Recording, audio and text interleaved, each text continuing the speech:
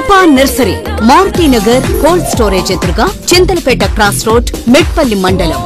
మీ ఇంటిని హరితవనం చేసి ఆరోగ్యాన్ని కాపాడటానికి మీ ముందుకు వచ్చింది కృపా నర్సరీ. మా ప్రత్యేకతలు: మా వద్ద అన్ని రకాల పూల మొక్కలు, మల్లె, మందారం, గులాబీ, షో మొక్కలు లభించును.